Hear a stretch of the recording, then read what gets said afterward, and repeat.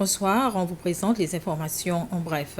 Il y a eu des retards dans le démarrage de plusieurs projets pour les pêcheurs artisanaux à Pralin. Ces projets devaient démarrer en juin de cette année.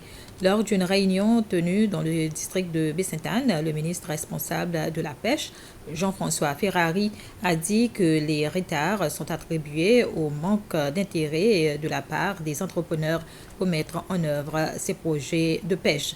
Le plus gros projet était destiné aux pêcheurs artisanaux de Baie-Sainte-Anne et inclure, entre autres, la construction d'un nouveau marché, l'installation d'une usine de fabrication de glace et un endroit pour l'amarrage des bateaux de pêche.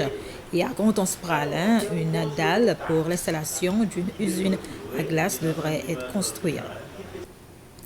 La police a publié des statistiques concernant les infractions routières, y compris les amendes ponctuelles infligées aux contrevenants entre mai et juillet de cette année.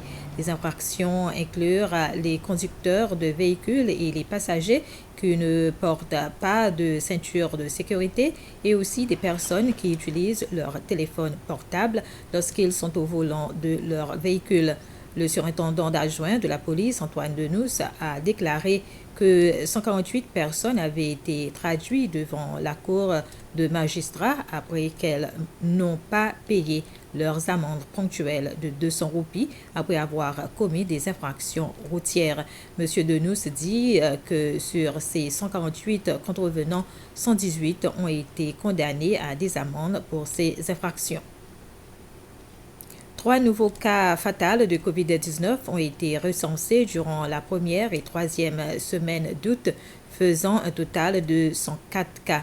Le tableau présenté par le communiqué de presse du ministère de la Santé d'aujourd'hui indique qu'à ce jour, sur un total de 19 594 patients, on compte 18 909 guérisons, 581 cas encore actifs, dont 557 à Mahé, 15 à Pralin et 9 à la Digue. L'autorité de la santé publique demande au public de rester très vigilant et d'observer scrupuleusement toutes les mesures barrières telles que le port correct des masques, la distanciation sociale afin d'empêcher la survenue de nouveaux cas. La Seychelles Revenue Commission, SRC, affirme qu'il y a plusieurs raisons pour lesquelles il y a eu des retards dans la livraison aux personnes de colis en provenance de l'étranger. La SRC affirme que les retards ont été causés soit par un manque de personnel, car certains d'entre eux n'ont pas pu se rendre au travail en raison de la pandémie de COVID-19. Elle précise qu'il y a aussi des individus, des agents et des services de courrier qui parfois ne respectent pas leurs rendez-vous et certains n'apportent même pas avec eux les documents complets lorsqu'ils vont chercher leur colis. La SRC réagissait aux plaintes de certaines personnes qui disaient qu'il y avait eu des retards dans la livraison de leurs colis et autres marchandises en provenance de l'étranger. L'Université des Seychelles, UNICE, a reçu du matériel des technologies de l'information. C'est le haut commissaire de l'Inde aux Seychelles, le général Dalbir Singh Sehwag, qui a fait ce don ce matin à Joëlle Perrault, vice-chancelière de UNICE. Ce don financé par le gouvernement indien a pour but d'encourager plus de Seychellois à suivre des cours en ligne à l'Université des Seychelles au lieu de se rendre à l'étranger. Ce projet, qui a coûté 72 000 $, comprend des ordinateurs, des imprimantes, des écrans ainsi que des meubles. Ce don est un don aux Seychelles, au pays des Seychelles. Et c'est comme des bourses que normalement le gouvernement indien offre aux Seychelles. Si par exemple avant on recevait 5 bourses, maintenant on en reçoit 50 à travers l'Université des Seychelles, à travers le centre d'apprentissage. Tout est en ligne et maintenant tout le monde est habitué à prendre des cours en ligne et c'est avec les universités de renom en Inde.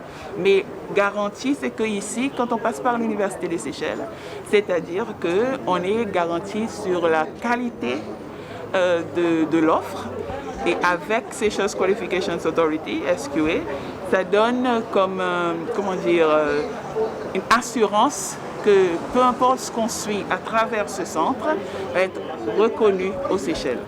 Donc c'est une opportunité extraordinaire parce que le gouvernement indien a trouvé un moyen à travers l'Université des Seychelles pendant cette pandémie pour offrir encore plus de bourses aux Seychellois dans n'importe quel domaine. Ce n'est pas que en informatique, c'est dans tous les domaines, que ce soit ressources humaines, que ce soit dans l'administration publique, que ce soit dans l'environnement, dans l'informatique, journalisme, l'éducation.